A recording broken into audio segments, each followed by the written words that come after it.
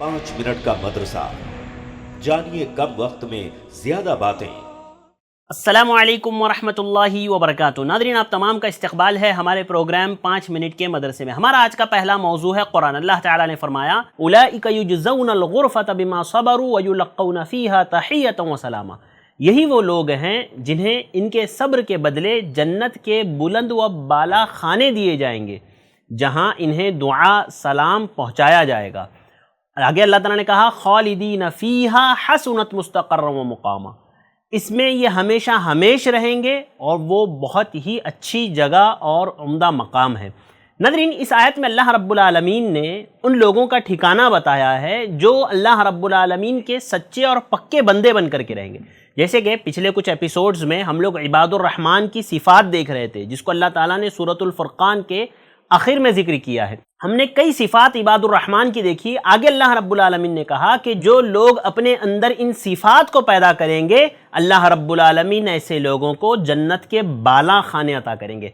बाला खाने का मतलब होता है ऊपरी हिस्सा। देखिए, जन्नत में जो दरजात होंगे ना, अहले इल्म ने कहा, मुफस्सिरीन ने कहा कि यहाँ दरजात मुराद है। ऐसा नहीं है कि जो है जन्नत में पहले नीचे का फ्लोर है फिर ऊपर का फ्लोर है, ऐसा नहीं, बल्कि दरजात जो होंगे ना, तो अल्लाह रब्बुल आलमीन ने कहा कि जो बंदे इबादुर रहमान के ज़िम्न में आएंगे, ज़ुमरे में आएंगे, और जितना वो जो है इबादुर रहमान में मजबूत होंगे, उतना ही बुलंद दर्जा उन लोगों को अल्लाह रब्बुल आलमीन देगा। यानी उनकी सिफ़ात के एतबार से उनको दर्जात मिलेंगे। इबादुर रहमान के जितने ज़्यादा सिफ़ात उनके अंदर पाए जाएंगे, उतने बुलंद दर्जात अल्लाह रब्बुल आलमीन उन लोगों को अता करेगा। उसमें वो लोग रहेंगे। और फिर अल्लाह रब्बुल आलमीन ने कहा कि ऐसे लोगों के लिए अल्लाह रब्बुल आलमीन अपने फ़रिश्तों को रखेगा उनके इस्तक़बाल के लिए, कि उस जन्नत में फ़रिश्ते उनका इस्तक़बाल करेंगे और उन्हें सलाम भी कहेंगे, सलामती की दुआएं भी देंगे। जन्नत में वो लोग रहेंगे, बाहम मुलाकातें करेंगे और एक दूसरे को सलाम दुआ करेंगे, उनकी तकरीम और इज़्ज़त अफ़ज़ाई उनकी की जाएगी। लिहाजा अगर मैं और आप चाहते हैं कि अल्लाह ताला हमारे लिए भी जन्नत के बुलंद व बाला दरजात हमें अता करें, तो हमें चाहिए कि इबादुर रहमान की सिफ़ात अपने अंदर पैदा करें। वो सिफ़ात जो अभी हमने देखी है, उन सिफ़ात को अपने अंदर पैदा करें, तो याद रखिए यकीनन यकीनन अल्लाह रब्बुल आलमीन मुझे और आपको जन्नत के बुलंद दरजात अता करेंगे। नाज़रीन, चलते हैं हमारे आज के दूसरे मौजू की तरफ। हमारा आज का दूसरा मौजू है सुन्नत। सुन्नत में आज हम बात करेंगे कि मेहमान नवाजी के आदाब में से ये है कि मेहमान की इज़्ज़त और तकरीम की जाए। नबी करीम सल्लल्लाहु अलैहि वसल्लम ने हर शख्स की इज़्ज़त और तकरीम की है, हर मेहमान की, चाहे वो अजनबी हो, चाहे वो कोई जानने वाला हो, चाहे वो फ़कीर हो, चाहे वो गनी हो, फ़र्क किए बगैर, फ़कीर, मालदार, जान पहचान वाले, अजनबी का फ़र्क किए बगैर अल्लाह के नबी सल्लल्लाहु अलैहि वसल्लम ने मेहमान की मुतलक इज़्ज़त और तकरीम की है, और अल्लाह के नबी सल्लल्लाहु अलैहि वसल्लम ने उन्हें इज़्ज़त अता की है। मैं आपको एक हदीस सुनाता हूँ। हदीस अबू शुरैह रज़ियल्लाहु तआला अन्हु से मरवी है कि अल्लाह के नबी सल्लल्लाहु अलैहि वसल्लम ने फरमाया, मन कान युमिनु बिल्लाहि वल यौमिल आखिर फलयुकरिम ज़ैफ़हु जाइज़तहु।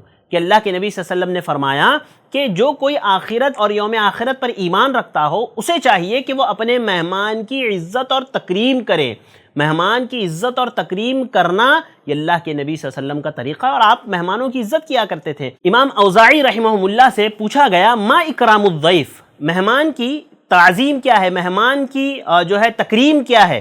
तो इमाम औज़ाई रहमहुल्लाह ने फरमाया, तलाक़तुल वज्ह व तीबिल कलाम, यानी मेहमान की तकरीम ऐसे की जाए कि उससे खुश मिजाजी से मुलाकात की जाए, अच्छी गुफ्तगू की जाए उसके साथ। यानी जब मेहमान घर पर आता है ना, तो खुशी से उससे मिले, ऐसा नहीं कि मुंह बना करके, मुंह जो है सोड़ करके मिल रहे हैं, नहीं, तो मेहमान की तकरीम नहीं कहते। मेहमान की तकरीम ये है कि आप उससे खुश मिजाज होकर के मिले। मैं आपको बताऊंगा कि अल्लाह के नबी सल्लल्लाहु अलैहि वसल्लम कैसे मेहमानों का इस्तकबाल करते थे, कितनी खुशी के साथ, कितने गर्म जोशी के साथ अल्लाह के नबी मेहमानों का इस्तकबाल करते थे। तो ये मेहमान की इज़्ज़त और तकरीम में से है। मुझे और आपको चाहिए कि हम इसका ख्याल रखें और मेहमान की इज़्ज़त और तकरीम करें। नाज़रीन, चलते हैं हमारे आज के तीसरे और आखिरी मौजू की तरफ। हमारा आज का तीसरा मौजू है अल्लाह की निशानियाँ।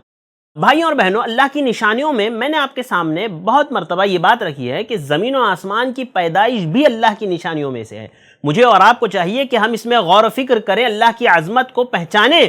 اللہ کی قدرت میں سے یہ بھی ہے کہ جس زمین پر ہم چل رہے ہیں اللہ تعالیٰ نے اس میں ایک کشش رکھی ہے، جو زمین ہمیں اپنے اوپر روکے ہوئے ہیں، یعنی ہر چیز کو، چاہے وہ ٹیبل ہو، زمین کی کوئی بھی چیز جو ہم زمین پر رکھتے ہیں، زمین اس کو اپنے اندر روکے رکھتی ہے، اپنے اوپر روکے رکھتی ہے۔ اگر یہ جو کشش زمین کے اندر ہے، جو مقناطیسیت زمین کے اندر ہے، وہ اگر نہ ہوتی تو ہم زمین پر نہیں چل پاتے۔ آپ دیکھیں ابھی جو لوگ فضا میں جاتے ہیں، خلا میں جاتے ہیں جو لوگ، تو وہ اپنے پیروں کو جو ہے زمین پر رکھ نہیں پاتے، یا وہ جس سواری میں سوار ہے نا، وہ اس سواری پر اپنے پیروں کو نہیں رکھ پاتے، بلکہ وہ ہوا میں اڑتے رہتے ہیں۔ کیوں؟ کیونکہ وہاں پر جو زمین کے اندر جو مقناطیسی صلاحیت اللہ رب العالمین نے رکھی ہے اپنی طرف کھینچنے کی، وہ وہاں پر موجود نہیں ہے۔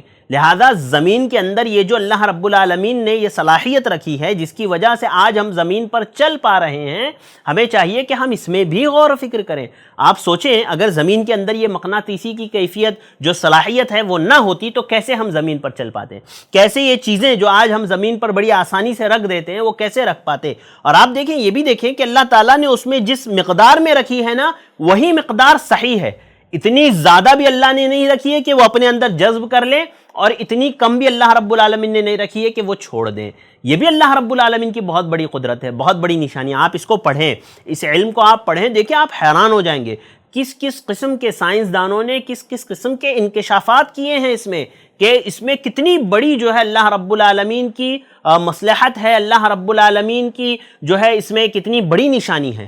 لہذا عزیز بھائیوں، دوستوں، مجھے اور آپ کو چاہیے کہ ہم دنیا کی ہر چیز جو بھی ہماری آنکھوں کے سامنے جو بھی ہمیں نظر آتی ہے، ہم اس میں غور و فکر کریں، اس کی تخلیق میں غور و فکر کریں۔ اس سے اللہ رب العالمین کی عظمت حاصل ہوگی، اللہ کی عظیم الشان قدرت کا ہمیں جو ہے ادراک ہوگا، اور جتنا زیادہ ہم اللہ کی عظمت کو پہچانیں گے، اللہ رب العالمین کی قدر ہمارے دلوں میں اتنی زیادہ بڑھے گی، عبادت میں خشوع و خضوع اتنا زیادہ پیدا ہوگا، اللہ رب العالمین سے مانگنے میں اس سے اتنا زیادہ مزہ آئے گا۔ تو ناظرین، چند باتیں تھی جو میں نے آپ کے سامنے رکھی، امید کرتا ہوں میں اور آپ ضرور ان باتوں کو اپنے ذہن میں رکھتے ہوئے انشاءاللہ ہم عمل کریں گے۔ اللہ تعالیٰ مجھے اور آپ کو عمل کی توفیق عطا فرمائے، آمین۔ السلام علیکم ورحمۃ اللہ وبرکاتہ۔